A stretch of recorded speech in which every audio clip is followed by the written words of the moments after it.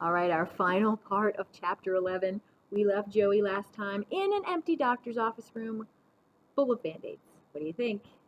Let's find out. So Special Ed just walked out of the room. As soon as the door closed, I began to rip open the band-aids right away. I pulled up my t-shirt and started sticking them all over my chest and belly. I must have gotten 20 of them on when I heard Special Ed say, "Good morning, doctor."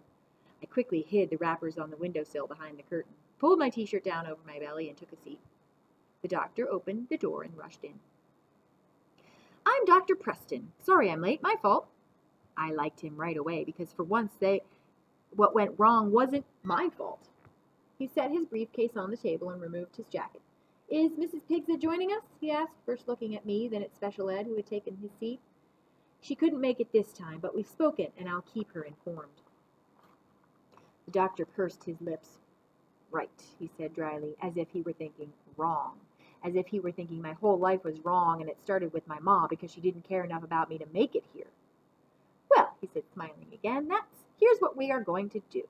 He snapped open his briefcase and removed my file. "First, I'm going to give you a quick checkup. Then we're going to run some tests. Not awful tests, but we will have to draw blood, and you will have to pee in a cup." That didn't sound too bad. I've had to do worse things. One time I was with Grandma on a bus, and she made me pee in a Coke bottle. "I get the picture," Dr. Preston said as he opened my file and looked at what was written as intensely as if he had just cut open my chest and was watching all my organs work. When he looked up, he took a deep breath, then started talking. You seem like a nice, smart kid, so I'm going to be honest and give you both the easy news and the hard news, Joey. We all feel that the meds you're taking aren't doing the job, and with better medication, your attention disorder can be controlled. That part we can manage. But the hard part is for us is determining the right medication. The written tests and the question and answer tests help us chart your behavior. You know, can't sit still, have trouble concentrating, stray from your tasks and all. I wouldn't tell you this so bluntly unless you didn't know it already. And I know you and Mr. Van Ness have talked about this. I wanted to tell him that I had talked with every teacher I had ever known about this same stuff. But Special Ed told me earlier to let the doctor talk, and my job was to listen. So I chewed on the inside of my left cheek because I had chewed up the inside of my right cheek the day before, and it still hurt. What I'm getting at is this. What we don't know is what, medically speaking, is going on inside of you, and that we need to know before we can get you the proper medication.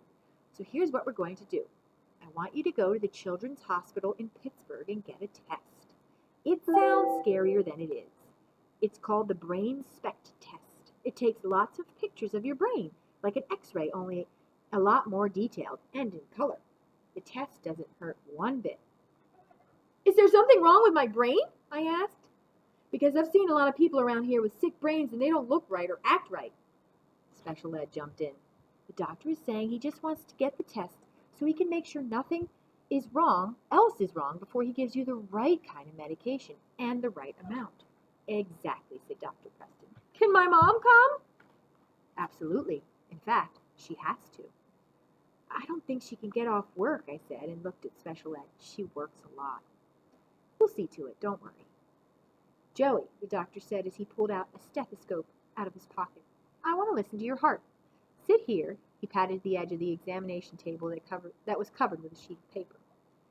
I glanced over at Special Ed and was going to tell him about the Band-Aids, but he just looked at me as if he were so proud of me, like he was a really good dad. So I hopped up on the table and took a seat. Then Dr. Preston lifted my shirt, and his face got really worried, and he lowered my shirt again. "Mr. Van Ness, may I speak to you out in the hall?" As soon as they were gone, I began to peel off the Band-Aids, but I only got a few off before Special Ed shot back into the room. "Joey," he said in a very strict voice.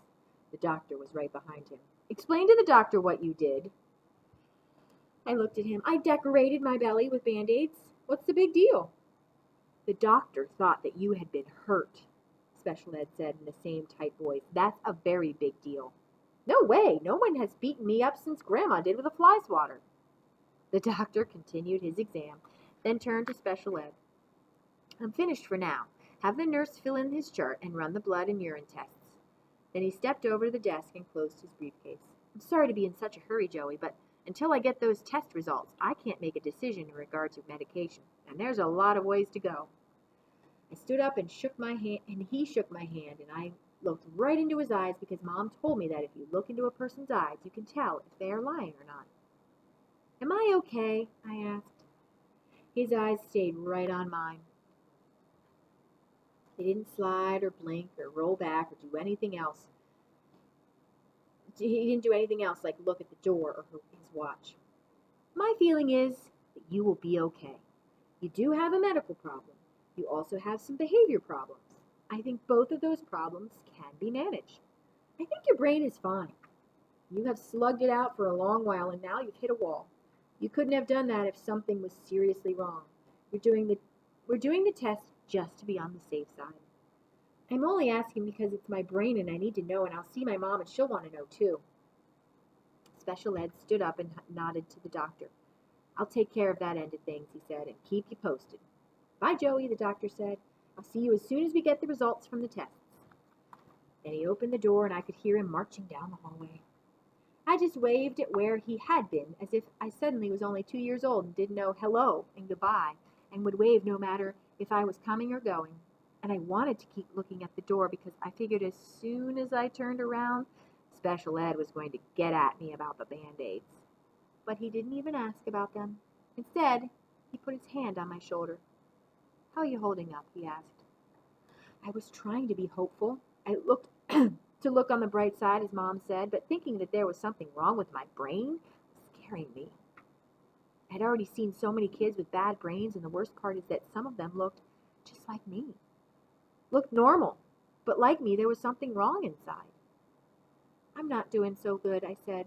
I was going to say that I was scared, but I had said that so many times already that I thought it was dumb to keep saying the same thing over and over as if my brain wasn't working right. Do you want to call your mom? He asked and picked up the phone. He had already dialed the number by the time I said yes.